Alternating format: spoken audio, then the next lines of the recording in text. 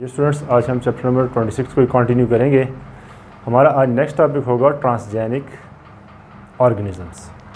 अच्छा, transgenic organism. No, अगर आप वर्ड पे गौर करें, ट्रांस मीन अक्रॉस। ट्रांस की जो रूट वर्ड है इसका मतलब है ट्रांस। फॉर एग्जांपल हम कहते हैं ट्रांजिट, ट्रांजिस्टर, ट्रांसपोर्ट, ठीक है, ट्रांस, ठीक है, ट्रांस कॉन्टिनेंटल। तो रूट वर्ड पे अगर करें तो मतलब कि from point A to point B, let's put this A, this is B, trans, across, ठीक है, movement, whatever. Different field में आप इसके लिए डिफरेंट वर्ड फिर यूज़ करते हैं। तो ट्रांसजेनिक, अब यहाँ पे वर्ड आ गया transgenic, it means different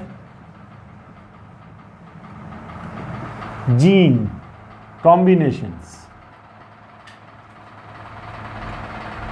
different gene combinations, ठीक है। Basically in transgenic organism, genes are transferred from one organism into another organism for benefit of humankind, ठीक है। फॉर एग्जाम्पल ऑर्गेनिज्म ए है, सेल ए है और एक सेल बी है। लेट्स सपोज ये इसका जेनेटिक कॉम्प्लीमेंट है और ये इसका जेनेटिक कॉम्प्लीमेंट है। लेट्स सपोज ये कोई इसकी जीन्स हैं और ये इसकी जीन्स हैं। जो भी जीन्स हैं, let's suppose this is bacteria cell, bacterial cell, and let's suppose this is a human cell, ठीक है। अब let's suppose मैं कहता हूं ये कौन सी जीन है, ग्रोथ फैक्टर की जीन है। ग्रोथ फैक्टर, ग्रोथ फैक्टर यानी जो उसमें बच्चों की ग्रोथ में इंपॉर्टेंट, ग्रोथ फैक्टर 8 की जीन है। तो एक खास सीक्वेंस होगा ये, that will be a sequence, what ever sequence, it will be transferred into another type of cell और organism। तो यहाँ से फिर कोई चीज़ रिमूव होगी तो तभी यहाँ पे ये आ सकेगा, ठीक है। ये जो भी कोई सीक्वेंस है ये यहाँ पे तभी आएगा जब वहाँ से कोई चीज़ रिमूव होगी। तो एक तरफ से क्या हो जाएगा, ट्रांसजेनिक बन जाएगा, ठीक है, ट्रांसजेनिक ऑर्गेनिज्म। और ट्रांसजेनिक ऑर्गेनिज्म बेनिफिट्स, तो जो फर्स्ट ट्रांसजेनिक ऑर्गेनिज्म था वो 1973 में रिपोर्ट हुआ था। बैक्टीरिया से ही बेसिकली बात स्टार्ट हुई थी, बैक्टीरिया से। आमतौर पे ये ऑयल स्पिल से बेसिकली बहुत जो अर्ली बैक्टीरिया रिपोर्ट हुए थे, डिफरेंट ट्रांसजेनिक और बैक्टीरिया, ये जो ऑयल रिग्स होती हैं जहाँ से ऑयल एक्सट्रैक्ट किया जाता है, वहीं से उनको कलेक्ट करके उनको ग्रो करके स्टडी किया गया था। तो साइंटिस्ट ने ऑब्जर्व किया था कि ये डिफरेंट बैक्टीरिया आपस में जेनेटिक मटेरियल को एक्सचेंज कर रहे हैं। तो उन्हीं को फर्दर डेवलप करके जो बायोटेक्नोलॉजी जहाँ से शुरू हुई है, असल में बायोटेक्नोलॉजी की जो प्रॉपर जो फील्ड है जो बनी थी, that was with the birth of Genentech, gene tech. एक कंपनी थी जीन टेक और जीन टेक्नोलॉजीज, 1974 में, ठीक है। तो ये बेसिकली एक कोऑपरेशन थी या एसोसिएशन थी between a capitalist and a professor. एक प्रोफेसर साहब थे और दूसरी तरफ एक कैपिटलिस्ट थे। कैपिटलिस्ट कहते हैं पैसे वाले को, जिसने पैसे दिए थे। जो इन्वेस्टर होता है, जो पैसे लगाता है, अ पर्सन, ठीक है, a capitalist and a professor of a Berkeley university, ठीक है। बर्कले यूनिवर्सिटी के एक प्रोफेसर साहब थे और उन्होंने पहला ट्रांसजेनिक जो प्रोडक्ट बनाया था, दैट वाज इंसुलिन। हमेशा जो कहीं भी आप पढ़ेंगे तो आपको पता यही लगेगा, इंसुलिन दुनिया में सबसे पहले बनी है। किसके अंदर, इकोलाई बैक्टीरिया के अंदर। ये जीन टेक जो कंपनी थी, जीन टेक्नोलॉजी, जीन टेक इस वक्त भी दुनिया की सबसे बड़ी जो बायोटेक की फर्म्स हैं उनमें से एक है, ठीक है। उसके बाद बहुत से लोगों ने ट्राई की इसको एज अ बिज़नेस एंडेवर के तौर पे, लेकिन हर कोई सक्सेसफुल नहीं होता। तो इंसुलिन क्योंकि जीनटेक की है, अब भी जीनटेक की ही प्रॉपर्टी है जीनटेक वालों की, तो ये पहली ट्रांसजेनिक ऑर्गेनिज्म की प्रोडक्ट थी। तो ट्रांसजेनिक्स होते क्या है कि जिसमें आप एक ऑर्गेनिज्म से कोई डीएनए और जीन और जेनेटिक मटेरियल ट्रांसफ़र करते हैं किसी दूसरे ऑर्गेनिज्म में। तो हमेशा से जो साइंस का असूल होता है मोस्ट सिंपल मोस्ट एडवांस, ठीक है, मोस्ट सिंपल, जितना सिंपल उतना एडवांस, ठीक है। उसके लिए आपको कोई साबके लाहिकी की या उसकी डेलिकेसीज की ज़रूरत नहीं होती। बैक्टीरिया सबसे सिंपल जेनेटिक एक सिस्टम है, उसके अंदर आप किसी भी किस्म के जीन्स को इंसर्ट कर सकते हैं और उसको स्टडी कर सकते हैं, ठीक है। तो जो ट्रांसजेनिक ऑर्गेनिज्म थे ये स्टार्ट ही कहाँ से हुए हैं? बैक्टीरिया से। अब यहाँ पे कुछ हम एग्जांपल डिस्कस कर लेते हैं यूजफुल ट्रांसजेनिक ऑर्गेनिज्म की, जो कि इस वक्त अवेलेबल है और हम उनको स्टडी कर सकते हैं। तो सबसे पहले है ट्रांसजेनिक बैक्टीरिया इकोलाई, ठीक है। इस वक्त भी सबसे ज़्यादा जो यूज़ हो रहा है दैट इज़ इकोलाई, एस्केरिशिया कोलाई का जो जीनस है, इसके डिफरेंट जो मेंबर्स है, ये फर्स्ट है, फर्स्ट ट्रांसजेनिक्स आइडेंटिफाइड ट्रांसजेनिक, यानी कि एज अ इंडस्ट्रियल यानी कमर्शियल जो यूज़ हो रहा है वो इकोलाई का हो रहा है। इससे पहले जो थे, जो बैक्टीरिया थे अर्ली 1973 के, वो फॉर ऑयल थे बट दे वर नेचुरल, लेकिन उन्होंने बुनियाद रखी थी आइंदा के उसके फ्यूचर वर्क के लिए, वो दैट वाज इकोलाई। अच्छा, फिर एक और है एस्केरिशिया कोलाई को आप किस किस पर्पज़ के लिए यूज़ कर रहे हैं? इस वक्त आप इसको यूज़ कर रहे हैं इंसुलिन के लिए, ठीक है, इंसुलिन प्रोडक्शन। इसके अलावा आप इसको यूज़ कर रहे हैं ग्रोथ हार्मोन्स प्रोडक्शन, ठीक है। इसके अलावा आप एंटीबायोटिक प्रोडक्शंस, ठीक है, एंटीबायोटिक प्रोडक्शंस के। लेकिन जो सबसे ज़्यादा जो फ्रिक्वेंटली यूज़ हो रही है that is for insulin production. Second is another bacterial example that is BC or Bacillus thuringiensis.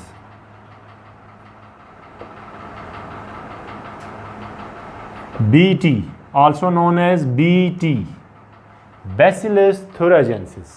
Now this bacteria is used for transgenic cotton, transgenic rice etcetera, transgenic canola etcetera etcetera. जो सबसे मशहूर है that is BT cotton. इस वक्त जो market में जो कपड़ा हम पहनते हैं ये बैसिलस थुरिंजिएंसिस का इसमें बहुत ज़्यादा मोल है, ठीक है। वजह क्या है कि ये BT जो है, ये बैसिलस थुरिंजिएंसिस, ये प्रोड्यूस करता है टॉक्सिन, BT टॉक्सिन उसे कहा जाता है, BT toxin. This toxin is very much harmful for pests. कौन से पेस्ट? वर्म्स, ठीक है, and different types of worms of cotton, यानी कि जो कॉटन है उसको जो नुकसान पहुंचाने वाले, फॉर एग्जांपल बोलवर्म है, ठीक है, अमेरिकन बोलवर्म सबसे मशहूर है, अमेरिकन बोलवर्म। बोल कहते हैं ये जो कॉटन का जो गला सा होता है, जो फूल होता है, उसको बोल कहते हैं, BOLL बोल, बोलवर्म, ठीक है, अमेरिकन बोलवर्म। इसके अलावा राइस, ट्रांसजेनिक राइस। तो ये जो टॉक्सिन होता है ये करता क्या है, ये जो वर्म वगैरह होते हैं इनको, क्योंकि ये बैसिलस थुरिंजिएंसिस की प्रोडक्ट है, इस जीन को ट्रांसफ़र किए जाते हैं टू दैट स्पेसिफिक प्लांट। उससे होता क्या है कि वो टॉक्सिन, वो प्लांट अपने अंदर वो टॉक्सिन प्रोड्यूस करते हैं। उस टॉक्सिन के नतीजे में होता क्या है कि जब भी वो वर्म वगैरह उस कॉटन के बोल को खाने की कोशिश करते हैं तो उनका जो ये जो गलट रीजन होता है, गिज़र्ड रीजन, सॉरी, ये जो थॉरैक्स रीजन होता है, इसके अंदर होल्स प्रोड्यूस हो जाते हैं और वो किल हो जाते हैं, ठीक है। अच्छा, फिर ट्रांसजेनिक राइस, एक और जो है ट्रांसजेनिक राइस। अब यहाँ पे जो ट्रांसजेनिक राइस है इनमें एग्जांपल है गोल्डन राइस की, golden rice.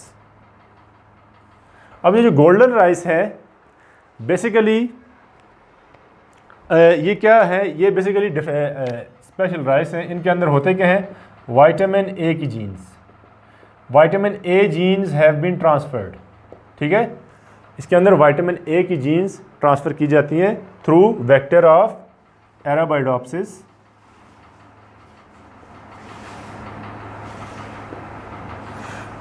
not Arabidopsis, through some other specific vector that अब वो जो विटामिन ए की जीन है वो क्या करती है, जब उन ट्रांसजेनिक राइस के अंदर इस विटामिन ए की जीन को मैनिपुलेट किया जाता है या इंसर्ट किया जाता है थ्रू वेक्टर सिस्टम जो है वो बैक्टीरिया होते हैं, ठीक है, डिफरेंट टाइप्स ऑफ बैक्टीरिया, उनके ज़रिए से जब ये होता है, इस तरह से है, लेट्स सपोज हम कहते हैं this is a rice plant, ठीक है, ये एक राइस प्लांट है या कोई भी प्लांट है, उसके ऊपर या उनकी जड़ों के ऊपर that is agrobacterium, not arabidopsis, that is a plant agrobacterium, this is a bacterium, special type of bacterium that infects the root of these plants, किसी भी प्लांट के रूट्स को अगर वो उस टाइम को करता है तो उस टाइम वाले और होते हैं रूट्स वाले, एग्रोबैक्टीरियम राइजोजेंस एक बैक्टीरिया है जो कि इन्फेक्ट कर सकते हैं इनकी रूट्स को, इसका मतलब है कि उनके अंदर जाके रहता है, एसोसिएशन बनाता है, एक तरह से सिम्बियोटिक एसोसिएशन बनाता है, उस एसोसिएशन के नतीजे में वो कुछ अपना जेनेटिक मटेरियल ट्रांसफ़र कर सकता है इनटू दैट रूट्स, तो इसको मॉडिफाई किया जाता है, इन बैक्टीरिया के अंदर विटामिन ए की जीन्स के जो सीक्वेंसेस हैं वो डाले जाते हैं ताकि प्लांट के अंदर वो उसके जीनोम में उसके क्या सकें, रिकम्बाइन हो सके, रिकम्बिनेंट बन सकें, जब वो रिकम्बिनेंट बन जाते हैं वो जो प्लांट होते हैं उनके अंदर क्या होती है, विटामिन ए की जीन्स अपनी प्रोडक्शन शुरू कर देती है, जिसके हम कहते हैं गोल्डन राइस, पीले चावल, ठीक है, तो आमतौर पर ये जो गोल्डन राइस हैं ये थर्ड वर्ल्ड कंट्रीज़ के लिए एक बहुत बड़ी नेमत है, क्योंकि जो आँख की बीमारी है, आँख का अंधापन है और नाइट ब्लाइंडनेस है, उसको दूर करने के लिए ये यूज़ की जाती है। इसके अलावा अच्छा फिर और एग्जांपल, काफ़ी सारे एग्जांपल हैं, अगर हम प्लांट्स की तरफ जाएं बैक्टीरिया के अलावा तो एक है Flavr Savr tomatoes, Flavr Savr tomatoes.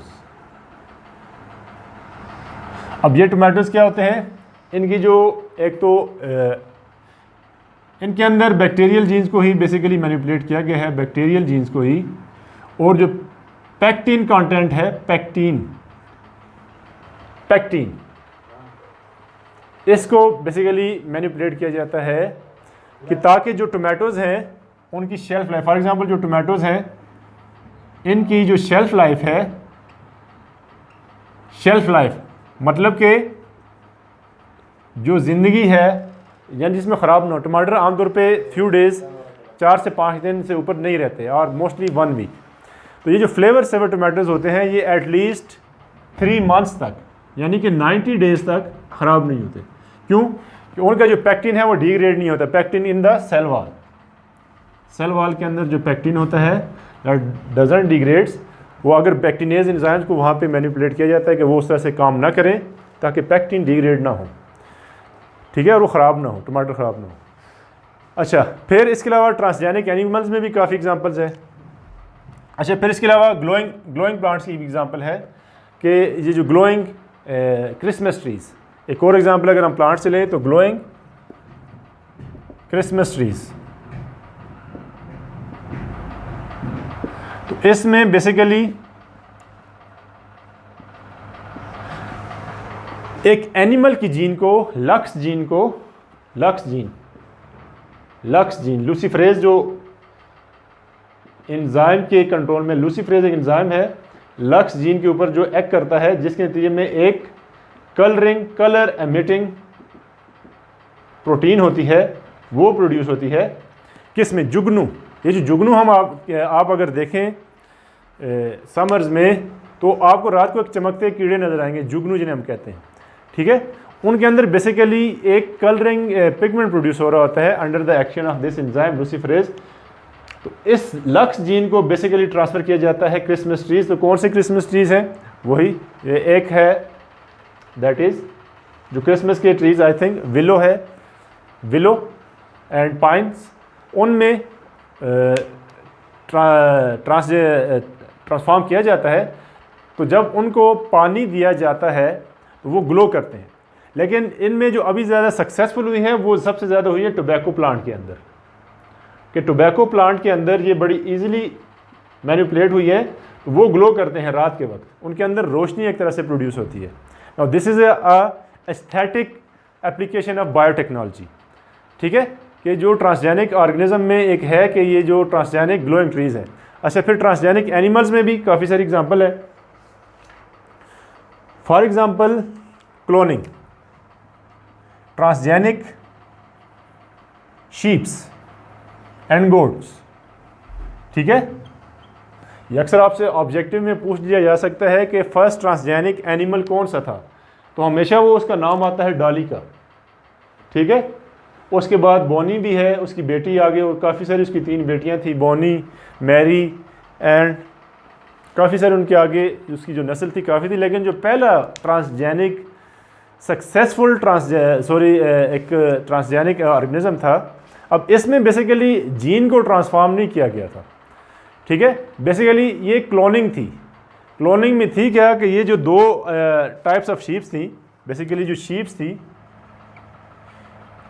Sheep ए हम क्या देते हैं और शीप बी, तो इसका जीनोम, ए का जीनोम, शीप ए का कंप्लीट जीनोम लेके, ठीक है, यानी कंप्लीट सेट ऑफ क्रोमोसोम लेके, और शीप बी में ट्रांसफ़र किया था वहाँ से रिमूव करके, ठीक है, सबसे पहले। और फिर उसको इनको सबसे पहले क्या किया गया, पैट्री प्लेट के अंदर इनको ग्रो किया गया, और फिर इनको आगे जो सरोगेट मदर होती है उसके अंदर ग्रो किया गया। ऐसा नहीं हुआ कि वो सारी की सारी जो शीप है वो पैट्री प्लेट के अंदर प्रोड्यूस हुई है, ऐसा नहीं किया गया। सेल्स को रिमूव करके उनको, उनके जीनोम्स को चेंज करके वहाँ पे उनको फिर पैट्री डिश के अंदर ग्रो करके, और अगर फिर सब्सिक्वेंट बाद में चेंजेस भी लाई गई उनके अंदर अकॉर्डिंग टू देयर नीड्स, लेकिन जो फर्स्ट ट्रांसजेनिक थे दैट वर शीप्स, ठीक है, उन शीप्स को क्लोन के ज़रिए, क्लोनिंग के ज़रिए से बेसिकली प्रोड्यूस किया गया विदाउट फर्टिलाइजेशन। अब ये था, यहाँ पे फर्टिलाइजेशन नहीं हुई थी ऑफ द शीप, ठीक है, विदाउट फर्टिलाइजेशन उसके सेल्स को मैनिपुलेट किया गया, सोमैटिक सेल्स को, in the body of another sheep, ठीक है, सरोगेट शीप के अंदर। इसके अलावा ट्रांसजेनिक फिशेस भी अब हैं, ग्लोइंग फिशेस भी हैं, काफ़ी सारी इसकी एग्जांपल हैं। तो इस वक्त जो एप्लीकेशन है बायोटेक्नोलॉजी की, जो सबसे बड़ी एप्लीकेशन वही है, that is transgenic bacteria, transgenic plants and transgenic animals for the benefit of Mankind. अच्छा,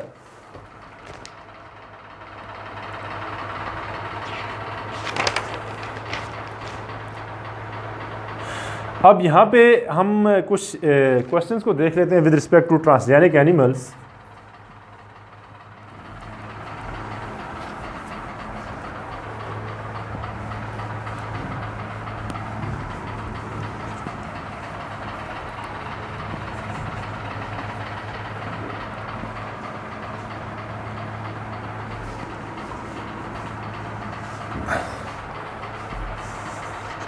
अच्छा, इसमें एक जर्नल से क्वेश्चन है कि पहला ट्रांसजेनिक, ये कभी कभार एग्ज़ाम में पूछते हैं, आमतौर पे इसका चांस कम ही होता है कि डेट वाले जो क्वेश्चन होते हैं कि फ़लाने साल में क्या हुआ था।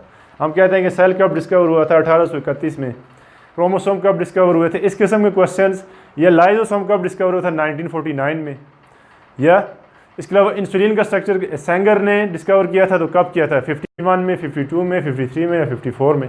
इस तरह से ये कभी कभार पूछे जा सकते हैं। तो जो पहला ट्रांसजेनिक ऑर्गेनिज्म है, क्वेश्चन, फर्स्ट ट्रांसजेनिक ऑर्गेनिज्म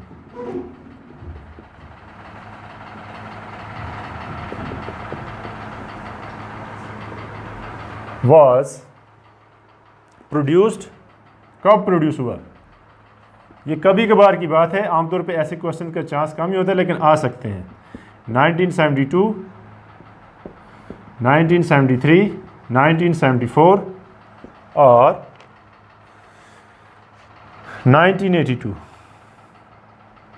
ठीक है, कि पहला, अब ये बिल्कुल यानी कि एक तरह से रटा मारने वाली बात है। तो पहला बेसिकली जो रिपोर्टेड ट्रांसजेनिक ऑर्गेनिज्म है द बैक्टीरिया, दैट वाज 1974। 1972 तक तो कोई ऐसा नॉलेज नहीं था, लेकिन जो 1973 में थे वो नेचुरल ट्रांसजेनिक थे, ठीक है, उनमें ह्यूमन मैनिपुलेशन कम थी, ठीक है। इन दो में क्लोज, जो दूसरा क्लोज है 1973, but they were natural, human interference वाले नहीं थे। 1982 बहुत आगे की बात है, उससे पहले इंसुलिन प्रोड्यूस हो चुकी थी। अच्छा, फिर एक और क्वेश्चन है,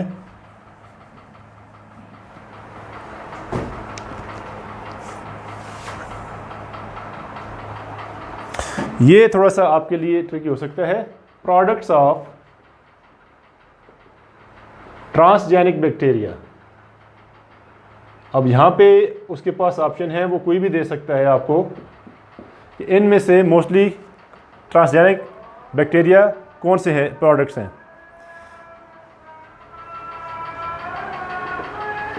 ग्लाइसिन बीटेन,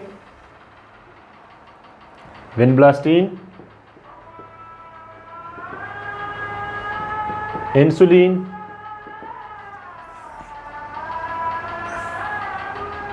और यहाँ में अगर मैं चयन कर लूँ ग्रोथ फैक्टर 8, क्योंकि पहले तो ये थी ग्रोथ फैक्टर 8 और ऑल ऑफ दिस।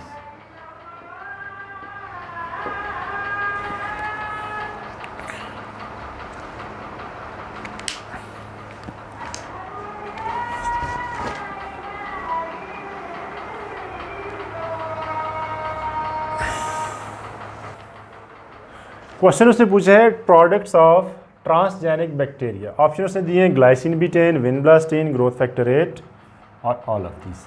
अच्छा, ये आपके लिए हो सकता है नए हों दो, ये शायद आपने सुना हो। Glycine beaten it is a plant product, ठीक है, एक ऑस्मो प्रोटेक्टेंट है, ठीक है। बेसिकली ये जो जेनेटिकली मॉडिफाइड प्लांट्स होते हैं फॉर हाईली सेलाइन एरियाज, ठीक है, वाटर एरियाज के लिए जो प्रोड्यूस किए जाते हैं वो, उसके लिए ग्लाइसिन बीटेन इसका जो है वो फंक्शन है। Vinblastine it is an anti cancer compound, ये प्लांट से हासिल किया जाता है। जो ग्रोथ फैक्टर 8 है इट इज़ बैक्टीरियल प्रोडक्ट, ठीक है। तो हमारे पास जो करेक्ट ऑप्शन होगा that will be option number C, that is growth factor 8। एक और क्वेश्चन जर्नल से इसमें से देख लेते हैं ट्रांसजेनिक ऑर्गेनिज्म का।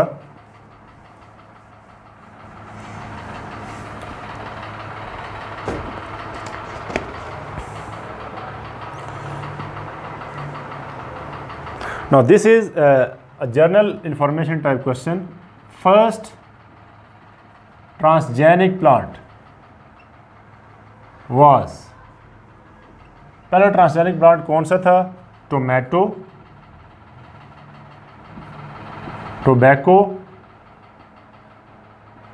टोबैको भी पे बोलते हैं इसको, टोमेटो, टोबैको,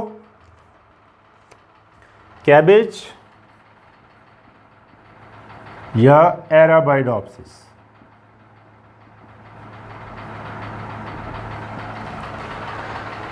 ठीक है। Now this is a general type of question, very rarely chance है इसका आने का। तो बेसिकली जो सबसे ज़्यादा ट्रांसजेनिक के जो एक्सपेरिमेंट्स होते हैं for studies that is arabidopsis, ठीक है। जितने भी जीन मैनिपुलेशन के एक्सपेरिमेंट स्टार्ट में किए जाते हैं फॉर स्टडी एक पर्पज़, दैट इज़ एराबाइडोप्सिस, ठीक है, arabidopsis thaliana, but it is experimental.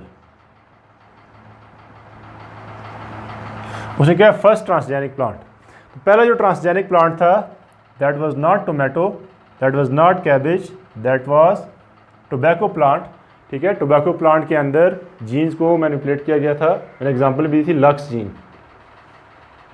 लूसीफरेज enzyme जिसको कंट्रोल करता है, light producing.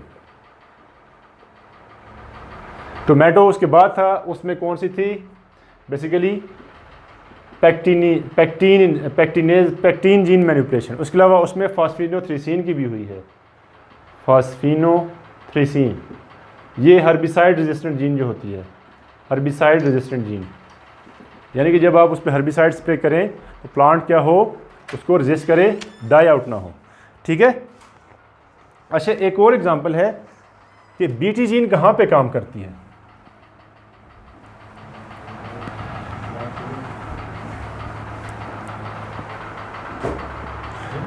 Action of BT gene, is on,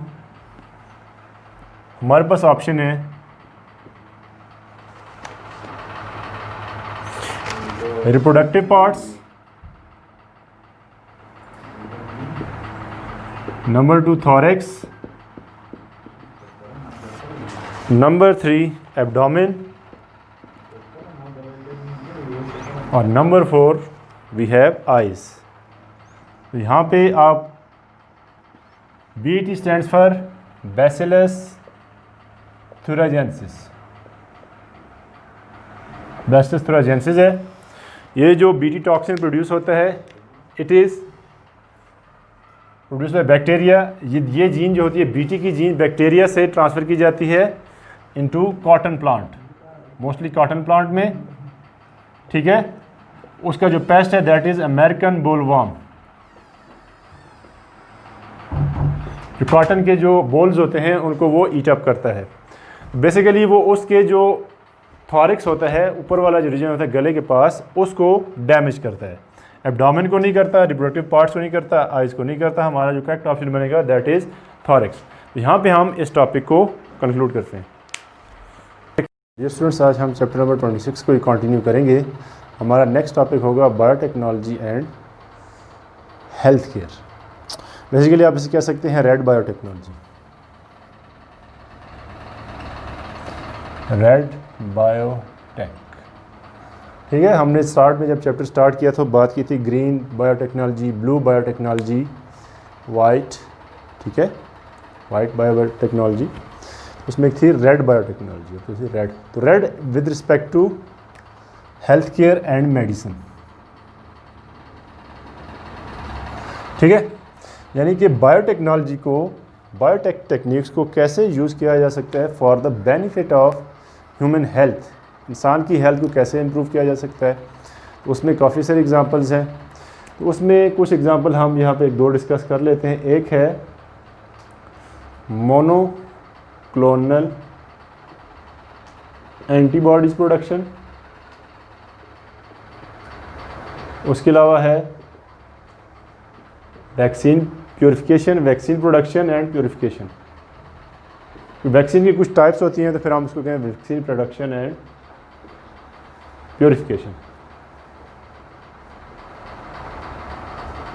तो इसके अलावा है जीन थेरेपी, और भी काफ़ी हैं, लेकिन FSC लेवल पे जस्ट यही डिस्कस। अच्छा, मोनोक्लोनल, पहला है मोनोक्लोनल एंटीबॉडीज़। अच्छा, देखें, जो व्हेनेवर देयर इज़ एंटीजन, ठीक है, जो भी एंटीजन जब भी बॉडी में, let's suppose this is body cell, whatever type of cell, जब भी बॉडी में कोई एंटीजन या पैथोजन इंटर होगा, it will induce an immune response, ठीक है। इम्यून रिस्पॉन्स यानी कि जो बॉडी है वो अपना B सेल्स और T सेल्स को उसके अलावा एक्टिवेट करेगी, यानी कि जो थर्ड लाइन ऑफ डिफेंस है उसको एक्टिवेट करेगी।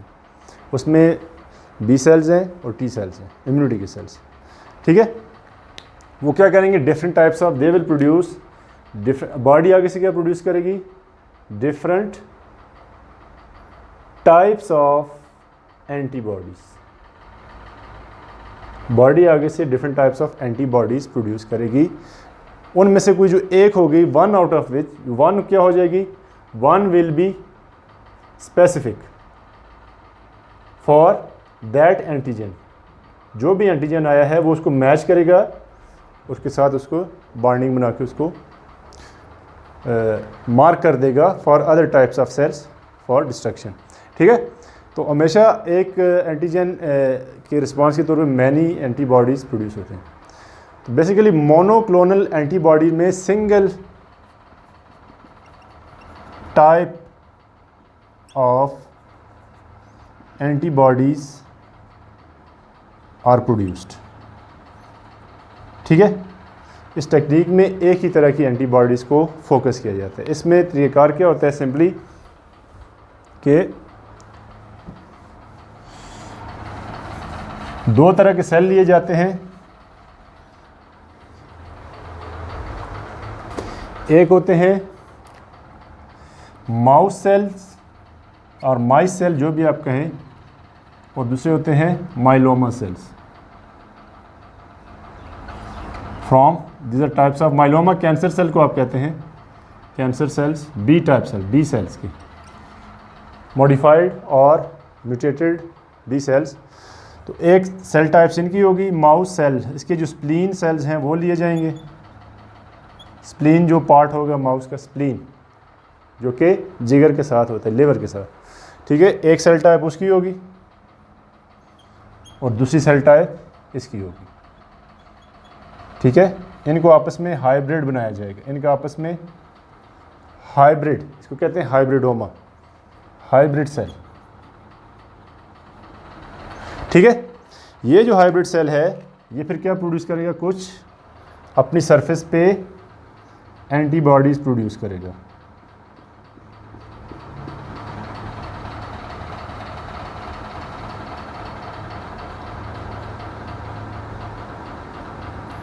ठीक है। ये जो एंटीबॉडीज होंगी अब ये स्पेसिफिक हो जाएंगी।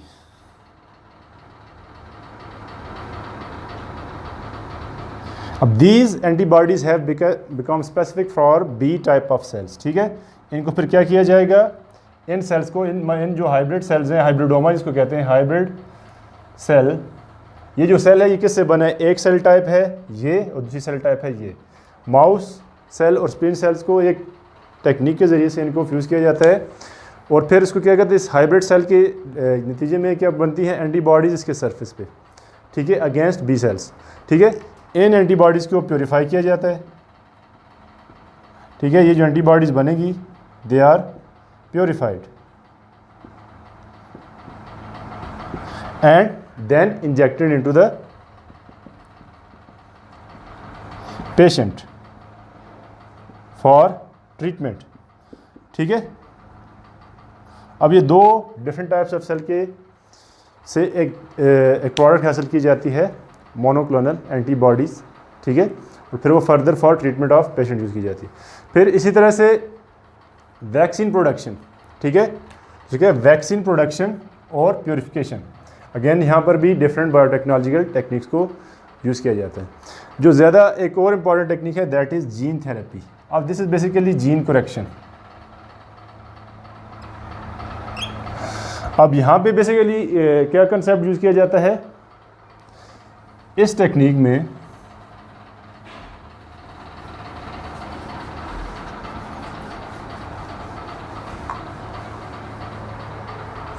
अब जीन थेरेपी अगर आप वर्ड पे गौर करें, थेरेपी कहते हैं ट्रीटमेंट को, ट्रीटमेंट इलाज, यानी कि जीन का इलाज किया जाता है ना कि पेशेंट का। आमतौर पे देखें जो ट्रीटमेंट के तरीक़ार होते हैं, कोई मेडिसिन दी जाती है, कोई सर्जरी की जाती है, ठीक है, फॉर ट्रीटमेंट।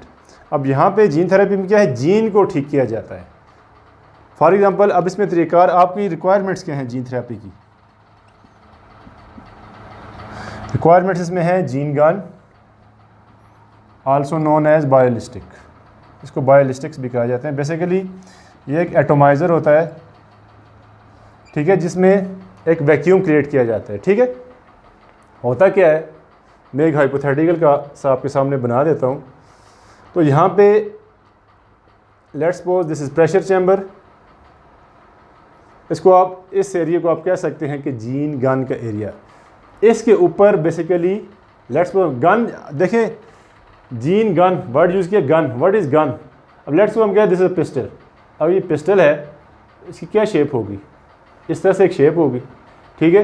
ये उसका ट्रिगर होगा, यहाँ पे उसकी बुलेट्स होंगी, ये उसका चैम्बर होगा, हम इससे कहेंगे चैम्बर है। तो यहाँ से बुलेट फायर होती है, बुलेट्स यहाँ से ऊपर आती है, तो वो जो घोड़ा से कहते हैं वो फायर पेन उस पर जब स्ट्राइक करती है तो बुलेट्स, जो स्प्रिंग होता है वो पीछे की तरफ मूव करता है और बुलेट आगे की तरफ मूव करती है। ऐसा ही होता है, यानी कि एक्शन रिएक्शन। अब यहाँ पे क्या है कि यहाँ पे ये जो जीन गन होती है, बेसिकली यहाँ पे हमारा सैंपल होता है और सैंपल सेल, ठीक है। यहाँ पे क्या होता है, ये स्पेस क्या होती है, यहाँ पे वैक्यूम क्रिएट किया गया होता है, वैक्यूम। ये जीन गन होती है बेसिकली, ये क्या, ये यहाँ पे बुलेट क्या होगी, सीक्वेंस होगा, कौन सा, ये किस चीज़ को फायर करेगी, और DNA sequence, DNA sequence coated on gold, usually gold particles होते हैं, ठीक है, ज़्यादातर गोल्ड पार्टिकल्स को यूज़ किया जाता है। गोल्ड पार्टिकल्स को, ऐसा नहीं है कि डीएनए को डायरेक्टली फायर कर दिया जाता है और आगे पहुंच जाता है। इट इज़ कोटेड ऑन, और समटाइम्स इसको आप कह सकते हैं कि लिपिड्स के अंदर भी कोट किया जा सकता है, लेकिन मोस्टली गोल्ड पार्टिकल्स को यूज़ किया जाता है। गोल्ड पार्टिकल्स फिर वो प्रेशर से गुजरते हैं, एक वैक्यूम, यानी जब यहाँ से फायर किया जाता है प्रेशर, तो वेरी हाई स्पीड से आगे होता है cell, target cell, target cells होंगे, एक नहीं होगा, मैनी सेल्स होंगे, क्योंकि ये जो टेक्निक है इसमें सक्सेस का चांस बहुत कम होता है। तो वो क्या होगा, यहाँ पर भी एक डीएनए होगा, डीएनए सीक्वेंस, तो वही क्योंकि बहुत तेज़ स्पीड से आ रहा होता है, क्योंकि वो जो डीएनए का सीक्वेंस है किसके साथ जुड़ा हुआ है, पार्टिकल्स के साथ, जो कि ऑलरेडी नैनो स्केल पे होंगे, ठीक है। तो नैनोमीटर का इनका स्केल होता है पहले ही, तो उसके ऊपर एक डीएनए का फ्रेगमेंट होगा, कोट किया हुआ होगा with the help of matrix, यानी matrix plus gold plus that fragment. वो जब फायर किया जाएगा तो यहाँ पे जो सेल होगा इसके डीएनए के साथ आके ये अटैच हो जाएंगे, ठीक है। यानी जो डीएनए का सीक्वेंस इन गोल्ड पार्टिकल्स पे था, वो थ्रू दिस प्रेशर चैम्बर, ये वैक्यूम या प्रेशर चैम्बर है, क्योंकि इससे गुजर के वो आएगा और इस चीज़ को ब्लास्ट करेगा। ये जो स्क्रीन होती है ये फट जाएगी फिर सिंगल फायर में, इसलिए ये टू मच कॉस्टली टेक्निक है। फिर इसको बार बार अगेन रिपेयर, ये जो फिल्म है ये दोबारा से प्रिपेयर की जाती है, ठीक है। हाई प्रेशर, ये जो वैक्यूम है दोबारा से क्रिएट किया जाता है। तो ये सेल जो है, ये इस पार्टिकल को, ये जो पार्टिकल्स आ रहे हैं इनको कैप्चर करेंगे। तो अगर ये एग्जैक्ट जाके बाइंड कर गया तो फिर उसके बाद जेनेटिक रिकॉम्बिनेशन हुआ तो सक्सेसफुल जीन ट्रांसफ़र होगा। अच्छा, ये तो एक जीन गन मेथड है। दूसरा ये है कि आप वायरल वेक्टर्स को भी यूज़ कर सकते हैं। एक दूसरा मेथड है वायरल वेक्टर मेथड। इसमें क्या होते हैं, जो वायरसेस होते हैं they are used as vectors. For example हमारे पास लेंटीवायरस जो है, लेंटीवायरसेस, उनमें से हमने, आपने एफएससी में पढ़ा होगा HIV virus, human immunodeficiency virus, HIV virus, और इसके other members, they can be used as carrier of genes, ठीक है। क्यों? ये जो लेंटीवायरसेस होते हैं ये डायरेक्टली जाके, इनका जो HIV का होस्ट सेल क्या है, CD4 सेल। तो अगर आपने जीन थेरेपी CD4 सेल की करनी है तो उस केस में आप इसको यूज़ कर सकते हैं, वायरल वेक्टर्स को, ठीक है, क्योंकि वायरसेस आर होस्ट स्पेसिफिक, ये हर सेल के साथ नहीं जो आगे जुड़ जाएंगे। तो CD4 सेल जो होते हैं वो T सेल की एक रिसेप्टर साइट होती है। तो अगर T सेल में अगर कोई जीन करेक्शन करनी है तो उस केस में आप वायरल वेक्टर्स को यूज़ करते हैं, या और किसी वायरस को भी आप यूज़ कर सकते हैं उस केस में कि अगर उसका होस्ट सेल कोई, अगर वायरस के सेल का कोई होस्ट है तो उस केस में आप वायरसेस को एज वेक्टर के तौर पे या जीन कैरियर के तौर पे यूज़ कर सकते हैं।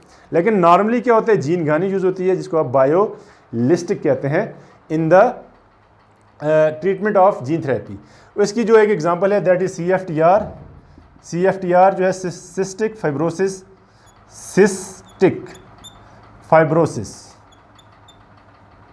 ठीक है, एक डिजीज़ होती है CFTR चैनल की म्यूटेशन की वजह से। What is CFTR channel? Basically ये क्लोराइड का चैनल होता है। ये जो हमारा म्यूकस, ये जो हमारा होता है रिस्पायरेटरी ट्रैक्ट, इसके अंदर म्यूकस प्रोड्यूस होता है। नॉर्मल जो हमारा म्यूकस होता है वो थोड़ा सा स्लाइमी सा होता है, थिक स्लाइमी सा, ठीक है। लेकिन ये जो इस केस में थोड़ा सा ये जो क्या हो जाता है, वाटरी सा हो जाता है इसकी म्यूटेशन की वजह से, और जो म्यूकस है वो अंदर डिपॉजिट होना शुरू हो जाता है इनसाइड द बॉडी, ठीक है, जिसकी वजह से, और इसका जो सेकेंडरी जो इसके सिम्टम्स है, इसमें जो स्किन है बैक साइड से वो उससे उखड़ने शुरू हो जाती है फ्रॉम दैट पर्टिकुलर चिल्ड्रन। तो ये बेसिकली एक जेनेटिक डिजीज़ है, ठीक है, जेनेटिक डिसऑर्डर है। ये आपसे ये क्वेश्चन भी पूछ सकते हैं कि जो CFTR है ये कौन सा डिसऑर्डर है, आइदर इट इज़, यानी कि ये सोमैटिक है या सेल लाइन में है, ड्यू टू एनवायरनमेंट है, किस वजह से? बेसिकली जेनेटिक है, जीन्स के अंदर होता है। जैसे हम कहते हैं हीमोफीलिया एक जेनेटिक डिसऑर्डर है, या कलर ब्लाइंडनेस एक जेनेटिक डिसऑर्डर है। इसी तरह से जो सिस्टिक फाइब्रोसिस है ये भी कौन सा डिसऑर्डर है, जेनेटिक डिसऑर्डर है, जीन्स के अंदर पाया जाता है। लेकिन इसके ऊपर ये ट्राई की गई थी थ्रू जीन थेरेपी और जीन गन मेथड, ठीक है, उसमें जीन गन मेथड को यूज़ किया गया था, जिसके नतीजे में जीन के सीक्वेंसेस को ट्रांसफ़र किया गया था फ्रॉम। अब इसमें एक तरीक़ाकार ये भी है कि सेल को आप आउटसाइड द बॉडी कर सकते हैं, यानी कि इनसाइड द बॉडी भी आप कर सकते हैं इन वीवो, इस केस में आप वायरसेस को यूज़ करते हैं, ठीक है। और in vitro in the lab, तो उसमें सेल्स को, जो भी टारगेट सेल्स हैं उनको आप लैब में लेट्स सपोज पेट्री डिश के अंदर उन सेल्स के ऊपर जीन गन मेथड को यूज़ करेंगे, ठीक है। तो जीन थेरेपी इन विवो भी होती है, इन विट्रो भी होती है। तो ये जो बायोटेक्नोलॉजी को आप अप्लाई करते हैं हेल्थ केयर में, इसके डिफरेंट यूजेस हैं। इसके अलावा माइक्रो एरेज भी है, वो एज सच आपके बुक में डिटेल से डिस्कस नहीं है, उसको भी यूज़ किया जाता है। और भी काफ़ी सारी टेक्निक्स हैं, लेकिन जो मोस्ट कॉमनली यूज़ होती हैं that is monoclonal antibodies for the production of antibodies, ठीक है, outside the body by using different types of cell. Another one is vaccine production, कि जो वैक्सीन के डिफरेंट यूनिट्स हैं उनको बायोटेक्नोलॉजी की टेक्निक्स के जरिए से प्रोड्यूस किया जाए। And the third one is gene therapy, जहाँ पे हम जीन थेरेपी के मेथड्स को यूज़ करते हैं for the correction of mutated और फॉल्टी जीन्स। तो यहाँ पे हम इस टॉपिक को कंक्लूड करते हैं। डियर स्टूडेंट्स, आज हम चैप्टर नंबर 26 को कंक्लूड करेंगे। आज हमारा लास्ट टॉपिक हुआ that is scope and importance of biotechnology, यानी कि जो बायोटेक्नोलॉजी है इसका फ्यूचर क्या है और इसकी अहमियत क्या है।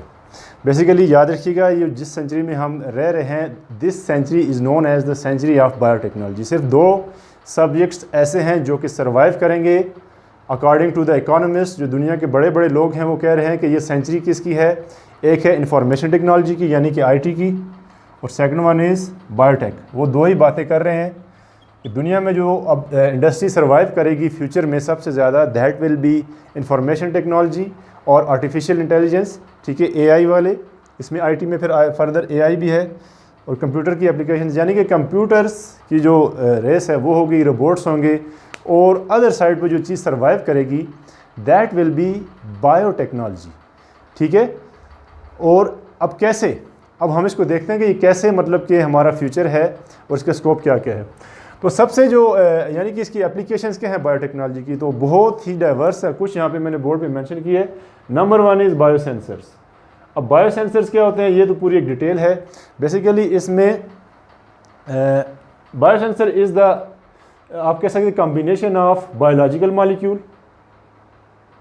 Plus a chip. एक कंप्यूटर चिप होती है या एक इलेक्ट्रॉनिक की चिप होती है जो कि फ्यूज़ की जाती है।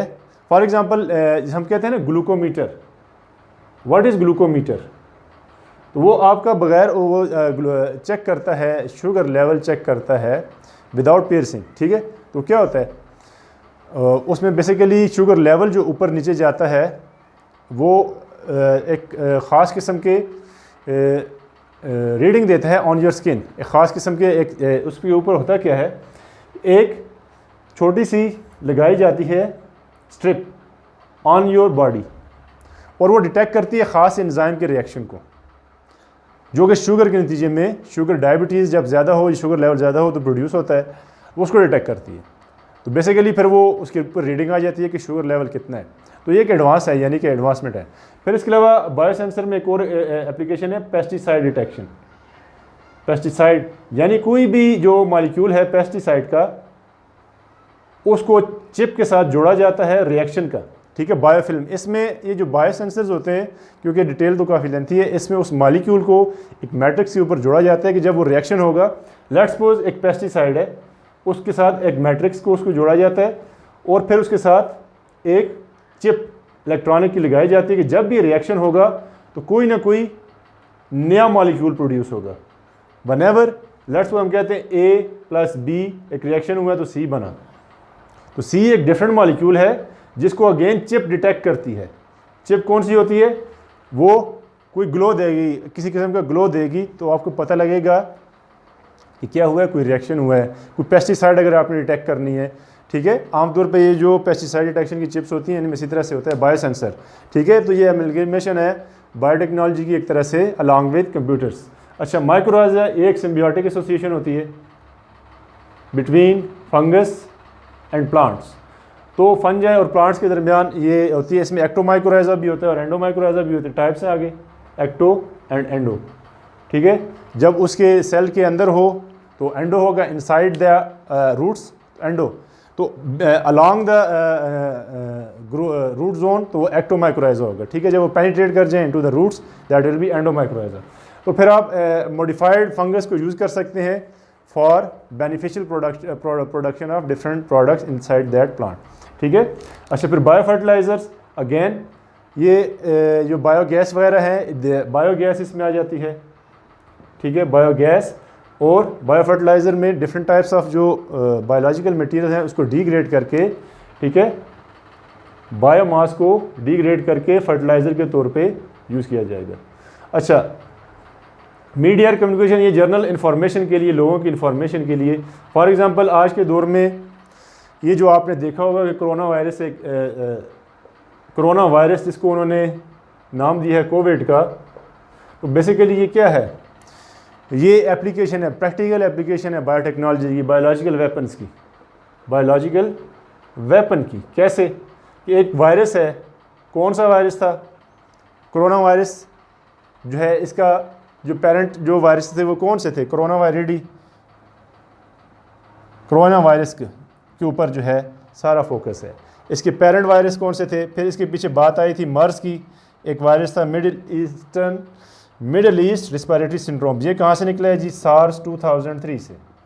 तो बात कही कि भाई सार्स 2003 से आया मर्स से आया कोरोना वायरस, और ये कोविड-19 जो है 2003-2014 ऑलमोस्ट इनके जीनोम्स जो है मिल रहे हैं कोरोना वायरस से।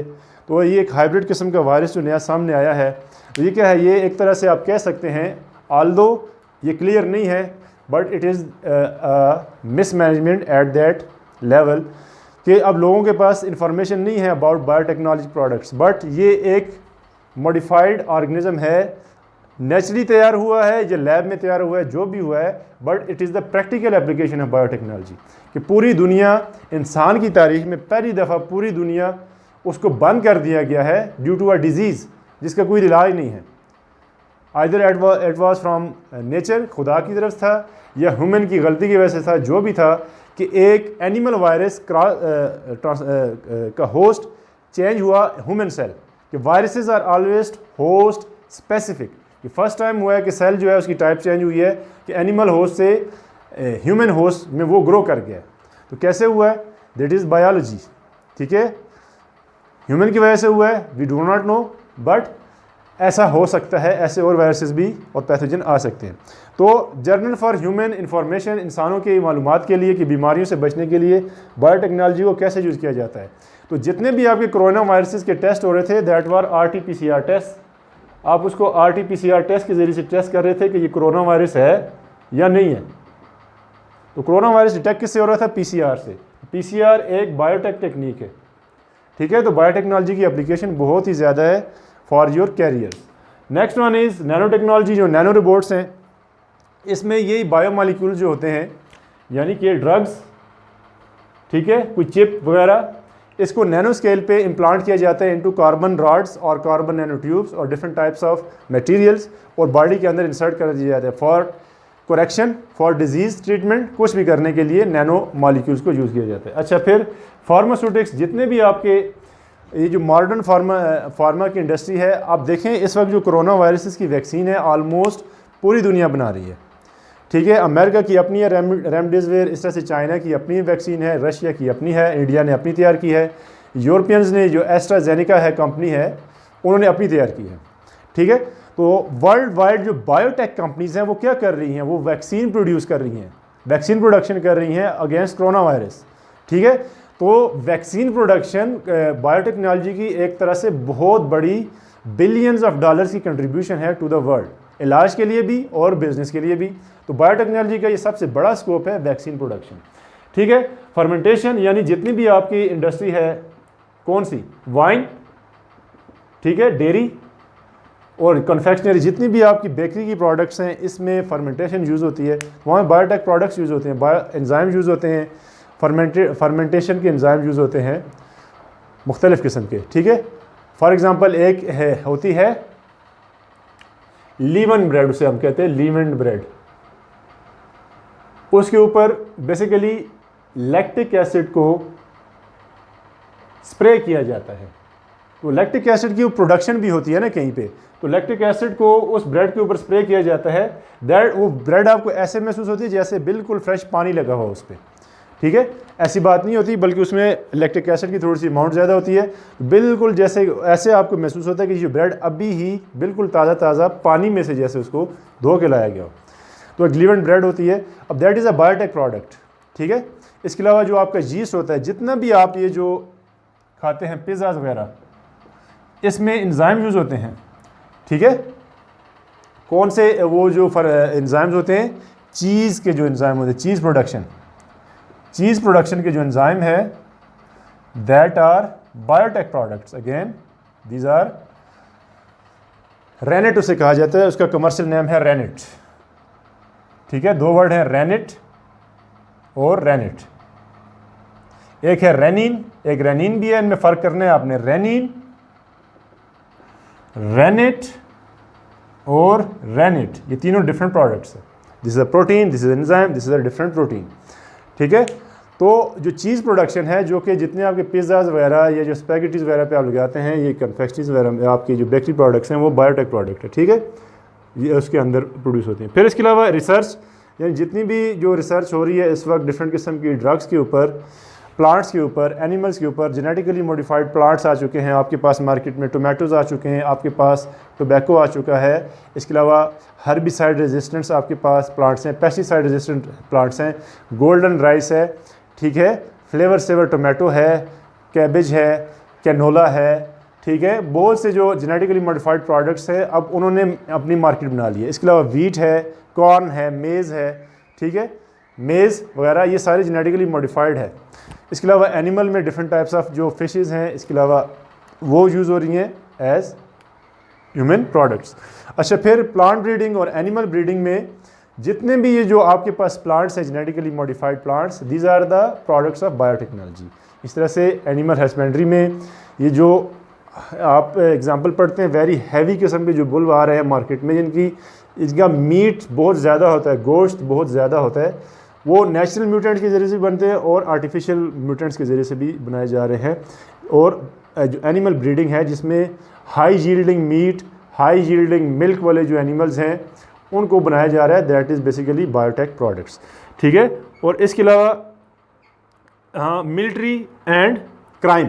अच्छा, ये बड़ी इंपॉर्टेंट है, आपने पिछले दिनों सुना होगा एक मोटरवे केस है, उसमें जो है वो खातून जो थी उसको जो मुलज़म है, अभी आपने मीडिया में सुना होगा कि जो भी इसका नाम है XYZ आबिद एंड सो ऑन, आबिद मिल्लाही, उसको कैसे डिटेक्ट किया गया था? उसको डिटेक्ट किया था DNA एनालिसिस से, DNA एनालिसिस, उसका DNA एनालिसिस किया गया था, DNA फिंगरप्रिंट लिया गया उसका।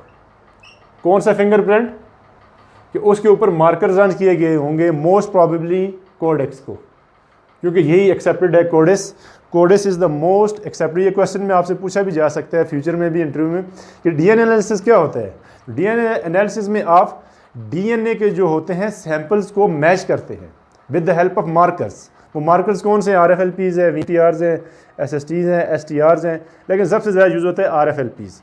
लेकिन ये जो कमर्शियल इस वक्त किट यूज़ होती है इसको कहते हैं codex, combined DNA analysis software index, codex. इसमें 17 डिफरेंट मार्कर्स को एट अ टाइम यूज़ किया जाता है।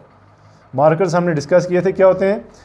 जेनेटिक लैंडस्केप्स होते हैं, जेनेटिक लैंडस्केप्स जो आपको जीन के बारे में, जीनोम के बारे में बता रहे होते हैं कि यहाँ पे आगे कौन सा रीजन आने वाला है, ठीक है।